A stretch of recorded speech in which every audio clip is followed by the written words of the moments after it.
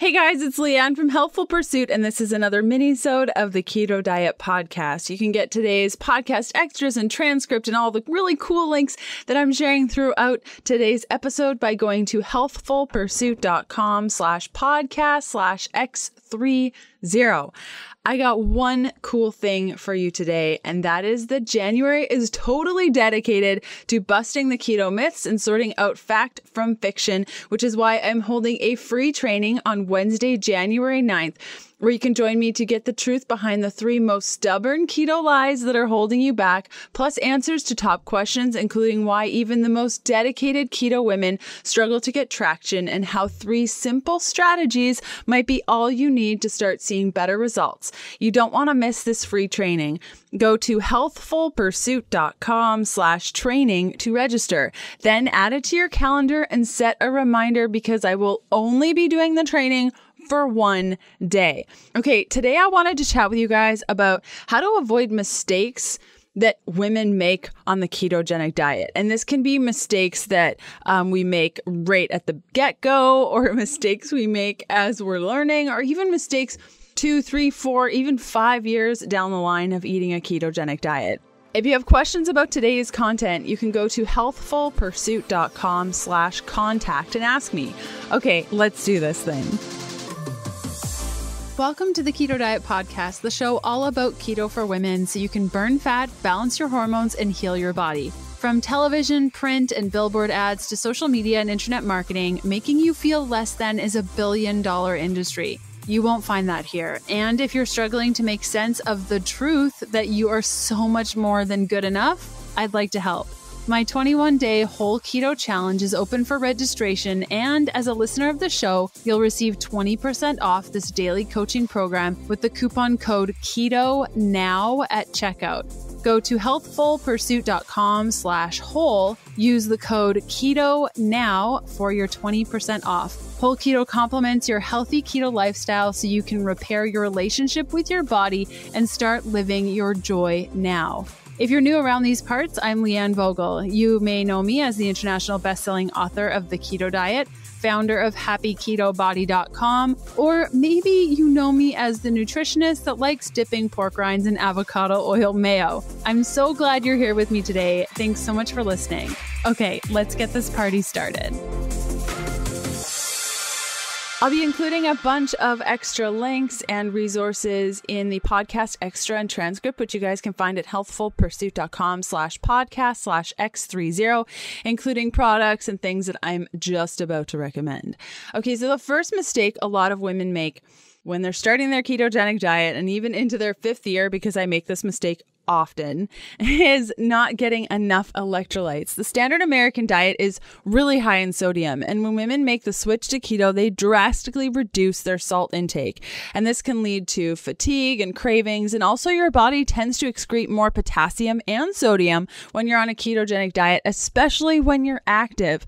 You need to replenish your potassium levels via things like spinach or avocado, and many people are deficient in magnesium, which helps our bodies regulate both sleep and mood and helps us maintain general well-being. So a great way to get enough sodium, potassium, magnesium is to just drink broth regularly. So these electrolytes are ones that most people are deficient on a ketogenic diet. So sodium, just make sure you're adding salt to your food because now you're not eating those high sodium foods anymore. Potassium, things like spinach and avocados, and magnesium.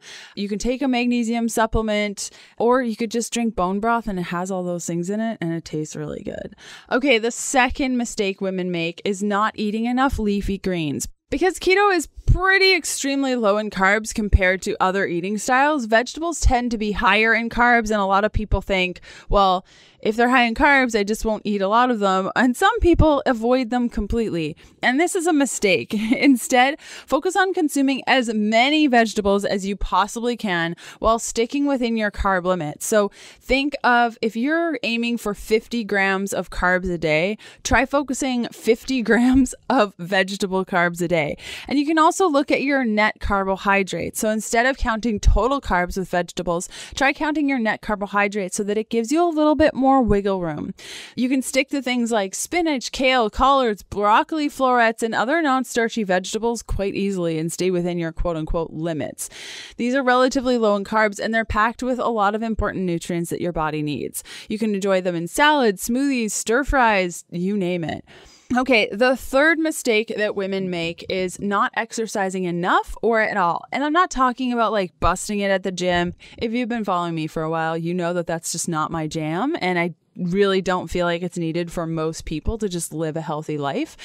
You can go for walks, do yoga, learn Tai Chi, go to Zumba, anything you need to move your body. So exercise has a ton of great benefits, and exercise drains your glycogen stores, which can help your body get into ketosis faster and stay that way. Walking every day is a great place to start, and it really only takes a few minutes of your time. In fact, you could walk right now and listen to this podcast and have the best time ever. You can try adding a few bodyweight exercises like push-ups, sit-ups, squats as part of your morning routine. Back to today's episode in a sec. Today's episode is sponsored by Perfect Keto. Perfect Keto creates the ultimate products for making the keto lifestyle easier and more effective.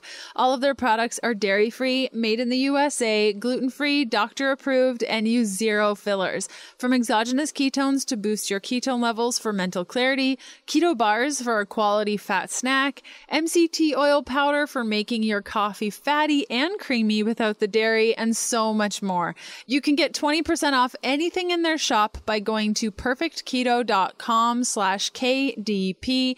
Use the coupon code KDP for your 20% off anything your heart desires.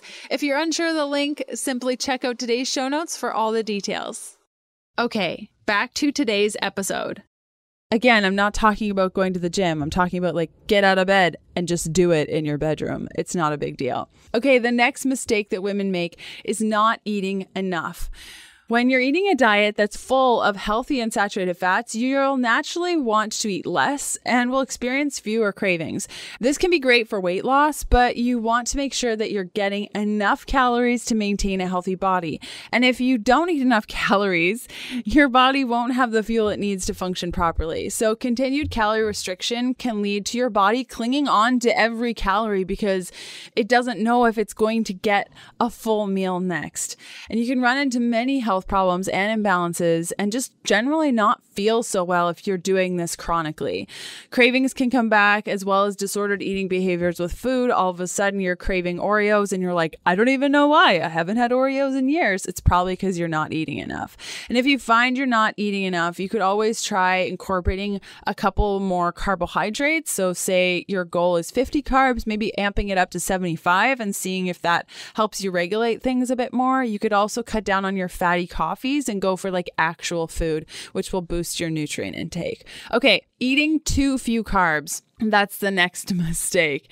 Keto is a low carb diet for sure, but if you're not getting enough carbs, your body might not be getting what it needs for you to be healthy. And that amount is different for every human being and also depends on where you're at in your cycle. And the amount of carbs you need will really depend on your hormones and where your hormones are at. A menopausal woman can get away with eating less carbs than, say, a woman in her 20s. Totally different. And sometimes you need to cycle those carbs to get your body healthy. And then in the case of myself, I was cycling those carbs every day. Now maybe I cycle carbs twice a month.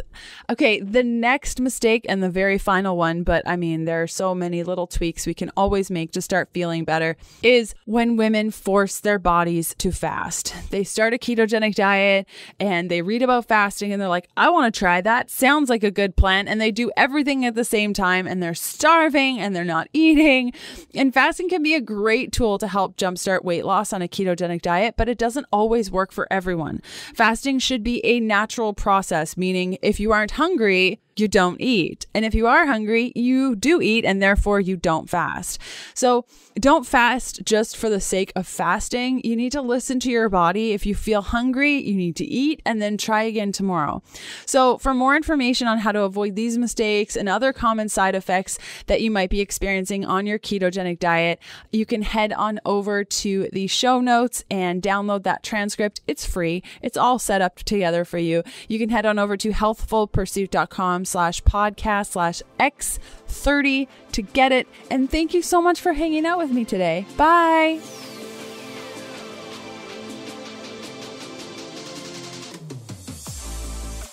Thanks for listening to the Keto Diet Podcast. Join us again in a couple of days to discover more keto for women secrets for your fat-fueled life. The Keto Diet Podcast, including show notes and links, provides information in respect to healthy living, recipes, nutrition, and diet, and is intended for informational purposes only. The information provided is not a substitute for medical advice, diagnosis, or treatment, nor is it to be construed as such. We cannot guarantee that the information provided on the Keto Diet Podcast reflects the most up-to-date medical research. Information is provided without any representations or warranties of any kind.